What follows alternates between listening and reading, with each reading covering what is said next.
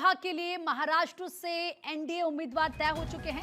महाराष्ट्र से 4 उम्मीदवारों के नाम तय हुए हैं। रामदास आठवले, विनोद तावड़े राज्यसभा उम्मीदवार बनाए गए हैं। माया इवनाते और साथ ही साथ रामराव वडकूते भी राज्यसभा उम्मीदवार बनाए गए हैं। तो ये जानकारी इस वक्त मिल रही है। महाराष्ट्र से एनडीए के उम्मीदवार जो हैं वो तय हो चुके हैं और देखिए किस तरीके से 4 नाम इस वक्त निकलकर सामने आ रहे हैं। ये वो 4 नाम हैं जिन्हें लेकर ये कहा जा रहा है कि एनडीए के ये उम्मीदवार हैं। आप जानते हैं किस तरीके से बीजेपी के दिग्गज नेता विनोद तावड़े के नाम की चर्चा पहले से की जा रही थी, लेकिन अब ये नाम सामने आ चुका है। अक्षय राय इस वक्त ज्यादा बातचीत के लिए हमारे सहयोगी जुड़ चुके हैं। अक्षय, महाराष्ट्र की अगर बात करें तो राज्यसभा के लिए 4 जो कैंडिडेट हैं एनडीए के वो सामने आ चुके हैं। हालांकि विनोद तावड़े की अगर बात करें तो उनका नाम पहले से ही चर्चाओं में था, लेकिन अब किस तरीके से यहाँ पर रामदास अठावले का नाम भी सामने आ जा रहा है, जिसको लेकर कयास लगाए जा रहे थे। माया इवनाते और रामराव, जरा जानकारी दीजिए इस बारे में। और देखिए 4 उम्मीदवारों की घोषणा की गई है और महाराष्ट्र क्योंकि बीजेपी की तरफ से देखा जाए तो इस समय गढ़ बन चुका है। वहां पर राज्यसभा सीटें जीतना बीजेपी के लिए मुझे लगता है कि बहुत आसानी होगी। इसीलिए एक तो विनोद तावड़े बीजेपी के महासचिव हैं और एक तरफ से देखा जाए तो वरिष्ठ महासचिवों में गिनती होती है।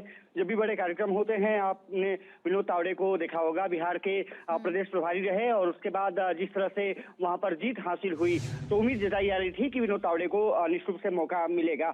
इसके अलावा रामदास अठावले केंद्रीय मंत्री हैं, आरपीआई के नेता हैं, लेकिन बीजेपी ने उनको अपना उम्मीदवार बनाया है। कहा जा सकता है कि जो गठबंधन है और जिस तरह से जाति समीकरण है उसको साधने की कोशिश निश्चित रूप से यहाँ पर दिखती है। और महिलाओं का भी यहाँ पर एक तरफ से देखा जाए तो नाम सामने आया है।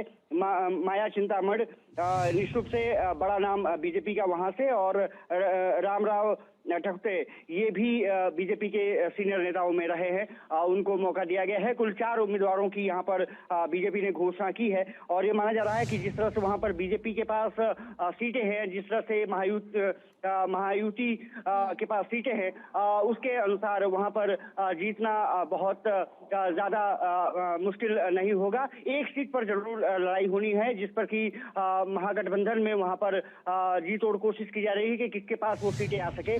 कांग्रेस, शिवसेना, उद्धव ठाकरे और जो शरद पवार की पार्टी है वो लगातार कोशिश कर रही है कि अपनी एक सीट किसी तरह से बचाई जा सके। बीजेपी के पास निश्चित रूप से वहां पर एक तरफ से कहा जा सकता है कि प्लस पॉइंट है और आसानी से ये सीटें जीतती हुई दिख रही है। ठीक है अक्षय, फिलहाल बहुत बहुत शुक्रिया तमाम जानकारी देने